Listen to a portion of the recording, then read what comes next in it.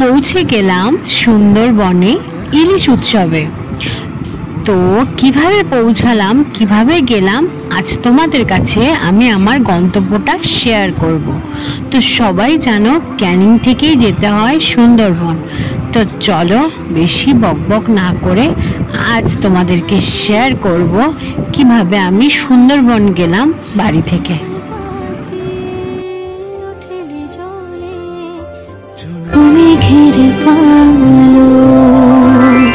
আলোর জাহাজ ভাসিয়ে দিলে মানে ভাসিয়ে তো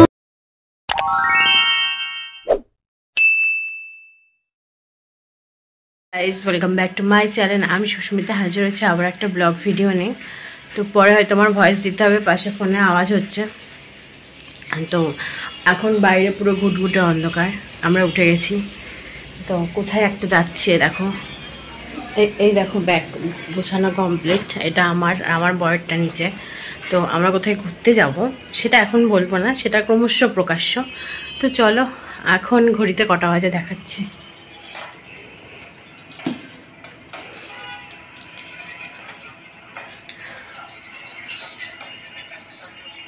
চারটে 53 বাজে। উঠেছে কিন্তু অনেক আগে, আরও ঘরের অনেক কাজ কমপ্লিট হয়ে গেছে। এবার স্নানে যাব। তো ভাবলাম ভিডিওটা একটু কন্টিনিউ করি। আর এই দেখো আমার মাম্মাম বসে আছে। হাই বলো, গুড মর্নিং। Good morning. তো চলো ওকেও স্নান টান করাই, বেরোই, তারপর কথা হবে।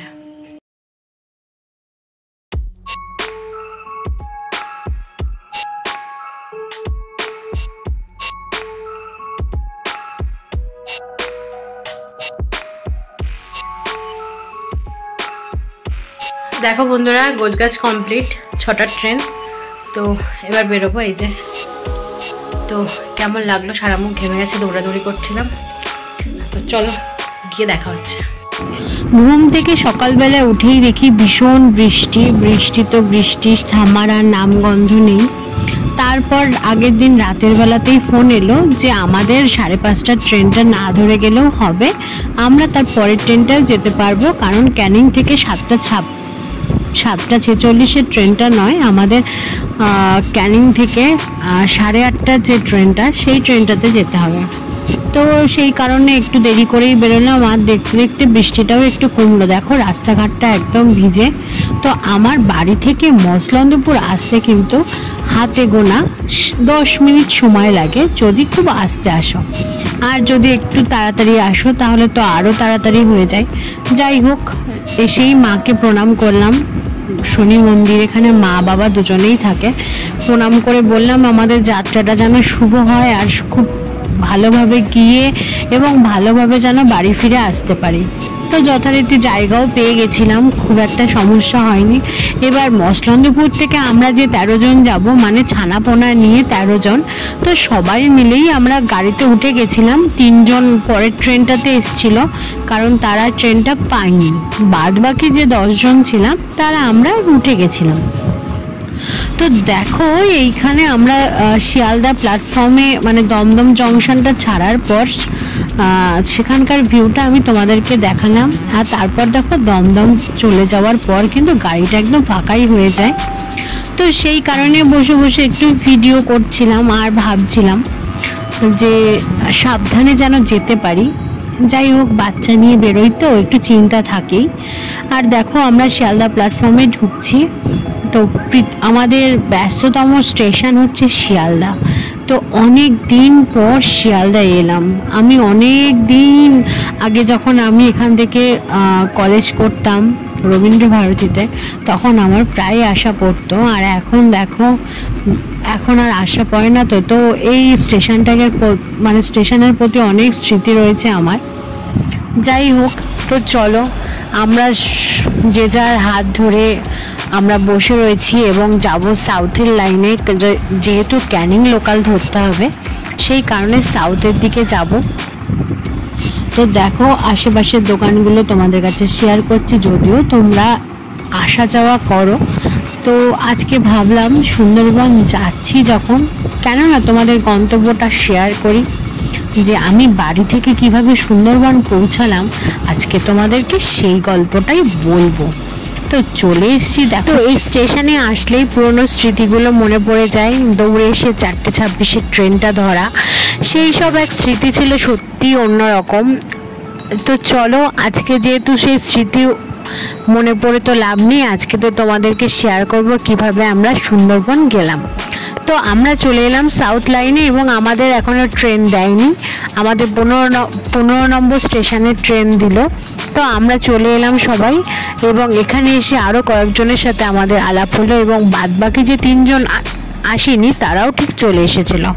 তো এখানে এসে একটা জিনিস দেখলাম যে এখানে বেশ কয়েকজন ব্লগার তারা ব্লগ করছিল, তাদের ক্যামেরা দিয়ে তারা ব্লগ করছিল, আর আমি আমার মোবাইল ফোন দিয়ে ব্লগ করছিলাম। তো আমি হচ্ছে ছোটোখাটো ব্লগার, আর তারা নিশ্চয়ই আমার থেকে অনেক বড়। তো যাই হোক, সবাই ব্লগার, সবাই আমরা এক প্রফেশনে আছি। তো বেরিয়ে পড়লাম। তো দেখো আমরা যে যার মতো জায়গা নিয়ে বসে পড়েছি, কিন্তু আস্তে আস্তে ট্রেনটা কিন্তু বিভৎস ভিড় হয়ে গেছিলো। পুরো এই বগিটা ধরেই আমরা সব ছড়িয়ে ছিটিয়ে বসে পড়েছি। আর আমি চলে এলাম ট্রেনের একদম জানলার পাশে, যেহেতু আমার তো ভিডিও করতে হবে, তোমাদেরকে শেয়ার করতে হবে। তো চলো, দেখো যেদিকেই তাকাবে সেদিকেই শুধু সবুজ আর সবুজ, চারিদিকে সবুজে ভরা, আর সত্যি নির্মম এক পরিবেশ। আমার তো ভীষণ ভালো লেগেছে। তো দেখো এই পুচকুটাকেও আমি আমার ভিডিওতে রাখলাম, খুব মিষ্টি সোনাটা আমার। যাই হোক, প্রথম দিন তো আমার সাথে কাছে খুব ঠান্ডাই ছিল, তারপরে ও যা দুরন্ত ছিল। তো চলো, ওর গল্পটা আমি পরের ভিডিওতে দেবো। তো চলে এলাম সোনারপুর জংশনে। তো আজ থেকে সোনারপুর জংশন আসার আগেই নিউ গড়িয়া বা গড়িয়া স্টেশনও ছিল। তো নিউ গড়িয়া স্টেশন অনেক কথাই শুনেছি, আজকে নিজের চোখে দেখলাম, মেট্রো স্টেশনটাও দেখা গেল।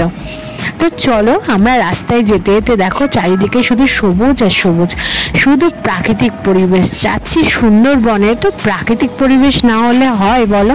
তো এখান থেকে কিন্তু সুন্দরবন অনেকটাই দূর, কিন্তু এদিকে মাঠঘাটটা খুব বেশি।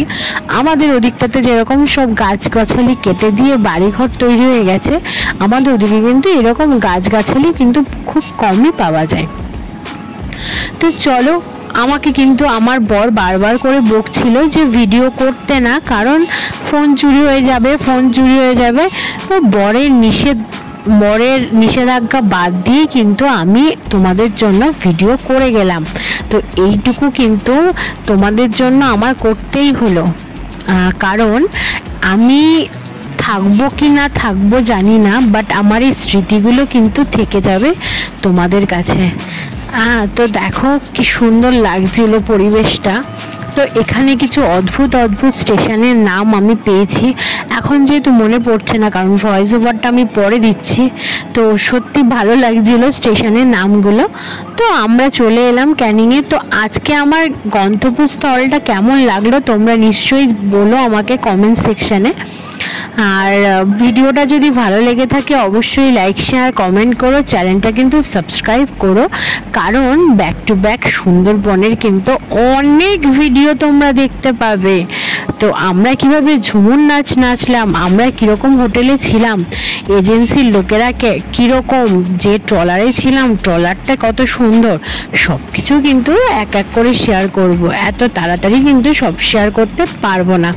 তো আজকে তোমাদের আমাদের গন্তব্যর গল্পটা তোমাকে বললাম, আরও একটু বাকি আছে, সেটা শেষে বলবো।